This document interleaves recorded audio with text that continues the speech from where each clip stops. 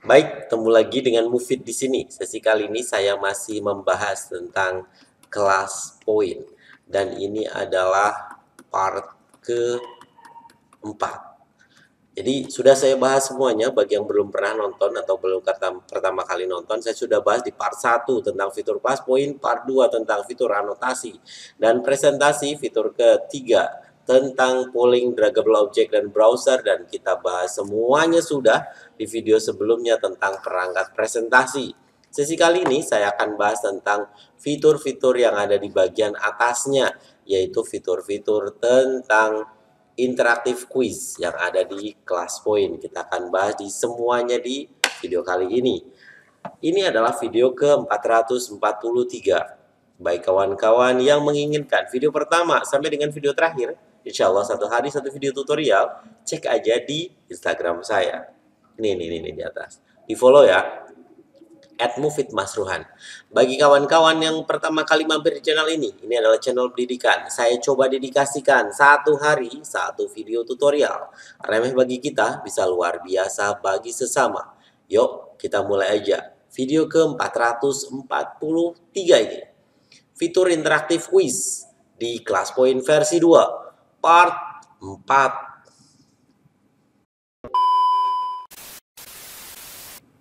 Baik, kita mulai ya. Jadi ini adalah PowerPoint. Jadi ketika kita mengklik tombol kelas poin atau sudah menginstal, maka kita diminta untuk login kelas poin itu akunnya. Kemarin sudah saya bahas ya bagaimana cara membuat akun dan sebagainya, cek di video yang kemarin. Maka setelah login maka akan muncul fitur-fitur kelas poinnya seperti ini di bagian atas.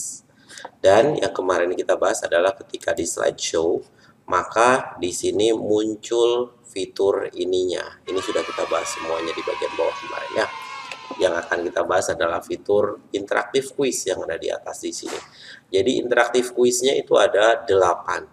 Dari multiple choice, word cloud, short answer, slide drawing, image upload, fill in the blank, audio record, dan video upload. Saya akan bahas untuk sesi kali ini 4. Untuk 4 selanjutnya di part besok, insya Allah rilis. Jadi ketika berada di mode editor di sini maka akan muncul bentuknya seperti ini. Misal di sini saya sudah siapkan bentuknya multiple choice. Maka misalkan saya membuat soal seperti ini, di mana ibu kota provinsi Jawa Tengah? Semarang, Solo, Magelang, Purwokerto. Nah, bentuk soal ini adalah bentuk soal multiple choice atau pilihan ganda. Caranya agar bisa berinteraksi atau interaktif dengan siswa bagaimana? Kita klik tombol ini, multiple choice. Maka di sini akan muncul satu tombol multiple choice atau pilihan ganda. Sehingga di bagian ini kita bisa atur bahwa soal itu nantinya akan menjadi soal pilihan ganda yang bisa dikerjakan secara interaktif oleh peserta atau audiens ataupun siswa dalam hal ini. Nah, caranya kita setting dulu jawabannya apa, kunci jawabannya. Di sini ada 4 opsi jawaban A, B, C, D. Maka di sini kita setting number of choice-nya adalah 4. Terus has a correct answer. Has a correct answer berarti ada kunci jawabannya apa? Semarang ibu kota provinsi Jawa Tengah, jawabannya A. Terus di sini allow selecting multiple choice. Ini tidak saya checklist karena ini untuk jawaban yang berganda. Jadi jawabannya lebih dari satu, selecting multiple choice. Jadi ada beberapa jawaban tidak saya set.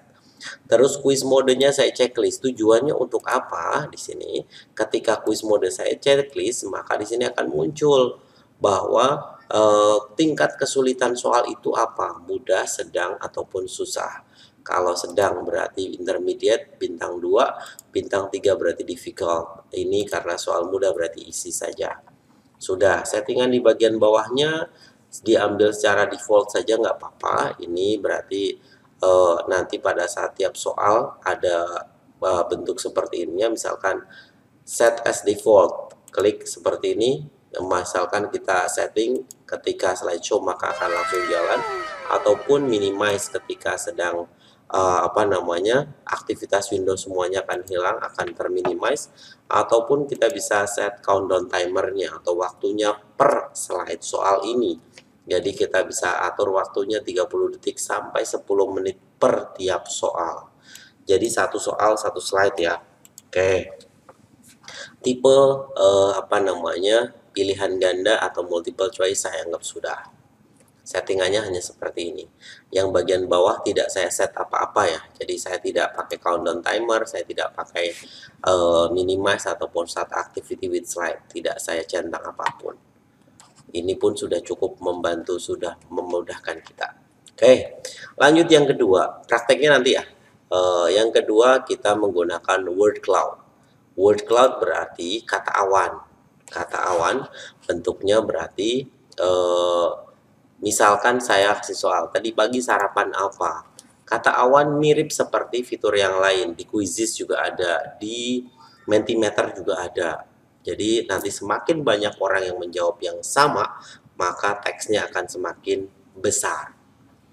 Lanjut, ini saya klik word cloud. Sudah, word cloud settingannya gimana? Tidak ada settingan apa-apa.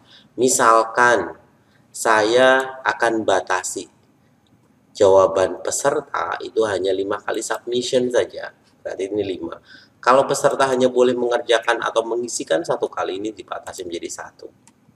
Tapi ini saya batasi ke 5 lah. Udah. Lanjut. Untuk short answer. Maaf. Short answer atau jawaban pendek. Jawaban pendek ini misalkan bentuk soalnya seperti ini. Ceritakan aktivitasmu tadi malam. Jadi peserta nanti bisa mengisikan jawabannya, bentuknya short answer, jawaban pendek, tapi jawaban pendek ini bisa muat banyak karena dia bisa memuat 1500 karakter. Jadi bisa long answer ya, bisa jawaban esai pun bisa. Walaupun nama di sini adalah short answer. Oke, short answer enggak ada settingan apa-apa, enggak ada, sudah. Terus 1, 2, 3, 4 slide drawing. Slide drawing salah satu favorit saya nih. Slide drawing itu bisa kita membuat audiens ataupun siswa itu bisa men-slide atau menuliskan atau mencoret-coret, namanya juga slide drawing. Berarti bisa draw, bisa menggambar, bisa menuliskan. Misalkan bentuk soalnya adalah tulis namamu dalam huruf selain abjad. Jadi bisa menggunakan huruf apa, itu ide saya, misalkan kayak gitu ya.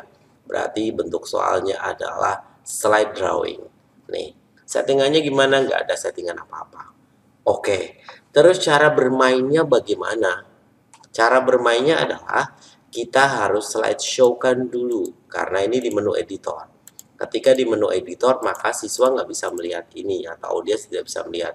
Saya coba tunjukkan dulu, saya bagaimana cara siswa agar bisa join ke kelasnya kita. Caranya adalah kita slideshow. Ini di slideshow dulu. Slideshow. Ketika kita slideshow, maka di sini akan muncul tulisan connecting dan muncul class code. Muncul class code ini. Ketika class code-nya diklik, maka kita bisa menunggu.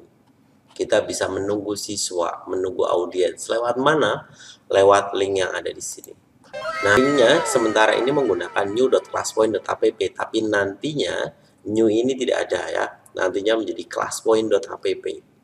Cara joinnya ke classpoint.app dengan kodenya ini, atau tinggal di scan QR kodenya saja. Saya akan coba tunjukkan ya bagaimana cara siswa join ke kelasnya kita.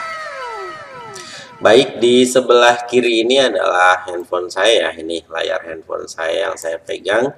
Saya coba untuk scan QR kodenya.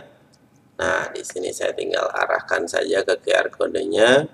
Tinggal saya scan atau nah di sini sudah langsung klik terbaca linknya. Setelah itu tinggal isikan kelas kodenya. Kelas kodenya adalah yang ini ya. Yang ini 95466 95466. Oh ya, kelas kode bisa kita set juga nantinya ya.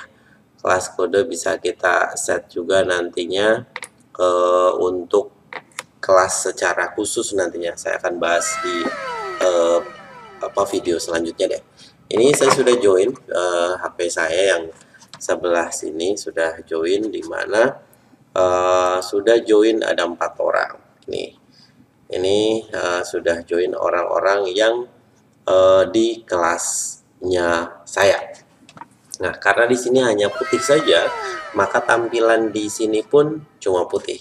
Ketika saya ke slide sebelumnya, maka tampilan di audiens juga akan sama persis. Ketika saya next di sini juga akan sama.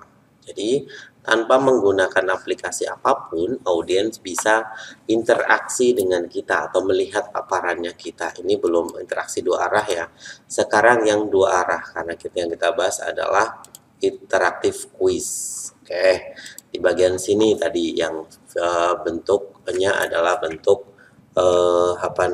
bentuk pilihan ganda. Karena kebetulan tadi tidak saya set, maka di sini akan munculnya juga muncul muncul belum aktif. Nah, akan saya coba aktifkan.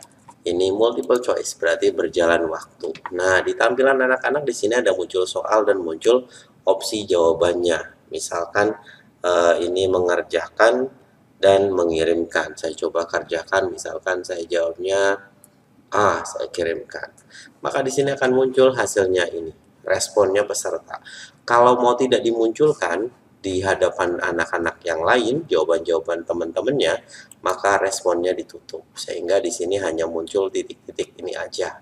Dan di sini sebetulnya ada musik ya, ada suara musiknya nih. Ini bisa kita shuffle juga suara musiknya. Ini bisa kita shuffle, kita ganti-ganti suara musiknya. Responnya sudah, waktunya tidak saya ini kan live statusnya di sini akan terlihat siapa yang dan siapa yang belum mengerjakan. Misalkan di sini ada Mufid, ayo kerjakan dulu, itu kenapa belum dikerjakan. Jadi guru bisa mengkontrol anak-anak yang belum mengerjakan secara live. Saya stop. Ketika di stop, maka akan muncul show correct answer, siapa yang menjawab. Dan ketika si anak di sini sudah selamat, jawaban Anda benar. Kalau yang salah juga akan muncul juga pop-up-nya. Nah, ketika ini terlihat, maka saya bisa jadikan ini jadi slide baru. Ketika saya klik insert as slide, maka hasil jawaban anak-anak sudah langsung menjadi slide baru. Ini saya tutup dulu saja. Ini sudah langsung jadi slide baru. Saya masuk ke mode editor di sini, maka sudah langsung jadi slide baru hasil tadi kita bermain multiple choice. Lanjut. Saya akan jadikan ini sebagai fitur ini kita jadikan ke yang lain.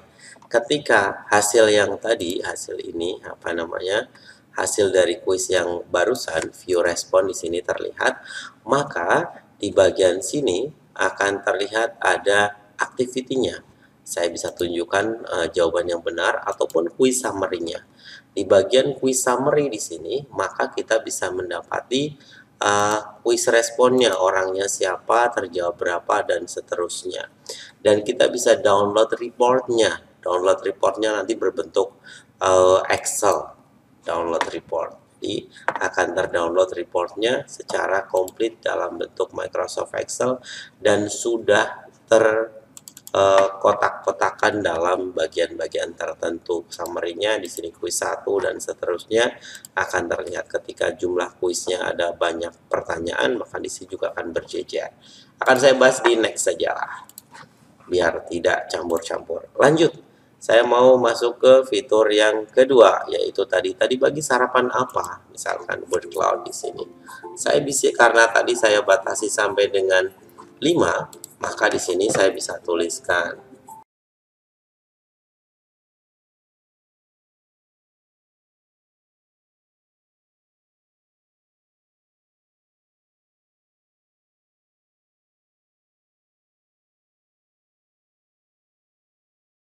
makin besar tampilannya. Di sini terlihat sudah dijawab oleh 3 orang.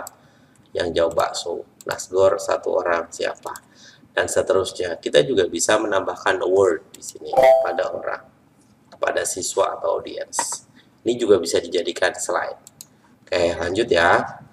Ceritakan apa aktivitasmu tadi malam. Ketika saya klik di sini, maka di sini anak-anak juga bisa langsung mengisikan. Dan kerennya di sini, anak-anak mengisikannya itu bisa dengan banyak fitur. Dia bisa mengisikan emoji juga, dia bisa mengisikan dengan huruf dan berwarna-warni juga, bisa bold juga, bisa apa namanya, italic juga, bisa underline juga. Nah, di sini settingannya sudah bisa ini. Dan dia bisa menambahkan emoticon misalkan di bagian ini kepada jawaban. Ketika dikirim submit, maka di sini sudah langsung terkirim jawaban dari siswanya. Oke, seru ya. Ketika saya tambahkan ini, maka akan ada award di sini juga. Oke, lanjut ke fitur selanjutnya. Ini juga bisa langsung jadi apa namanya slide juga ya. Saya lanjutkan, tuliskan namamu. Ini fitur yang cukup saya sukai, yang tadi saya bilang adalah fitur slide drawing. Jadi di tampilan anak di sini akan muncul tampilan tulis namamu selain huruf abjad. Ketika belum diaktifkan, maka siswa nggak bisa ngapa-ngapain ini. Siswa nggak bisa ngapa-ngapain. Tapi ketika saya klik slide drawing, maka di sini akan ada tulisan buka slide dengan soal yang tadi. Buka slide. Nah, di sini juga sama, dia bisa mendrawing. Misalkan saya nuliskan di sini, move it dulu misalnya. Oke, ini saya klik OK. Setelah itu saya mau drawing. Berarti di sini ada pilihan pen sama stabilo. Ini misalkan saya nulis move it misalnya. Move it misal saya pakai bahasa Arab. Oke, kirim. Maka jawaban siswa sudah langsung terkirim di guru di sini. Nih, bentuknya jawaban dari Mufid. Ketika ada banyak nantinya juga bisa langsung jadi. Dan ini bisa langsung dijadikan slide. Nih, ketika saya inginkan maka langsung jadi slide. Jadi hasil jawabannya ini misalkan saya stop dulu, ini bisa langsung jadi slide. Jawaban slide drawing submission from Mufid, ini ternyata dia menuliskan ini. Ini bisa dipakai untuk banyak hal sesuai dengan apa namanya keilmuan profesionalnya kawan-kawan semua. Matematika, fisika, kimia, atau anything, bahasa dan sebagainya bisa dipakai. Begitu teman-teman, udah kepanjangan videonya, maaf. Ini berarti kita sudah bercerita tentang 4 fitur di multiple choice, word cloud, short answer, dan di slide drawing. Ketemu lagi besok insya Allah untuk membahas fitur-fitur yang ada di ClassPoint. Salam sehat. Oh ya, yang suka jempol ke atasnya boleh diklik. Yang perlu komen-komen tulis aja di kolom komentar. Kira-kira perlunya apa. Salam sehat teman-teman. Salam bahagia. Jangan lupa selalu bahagia. Salam.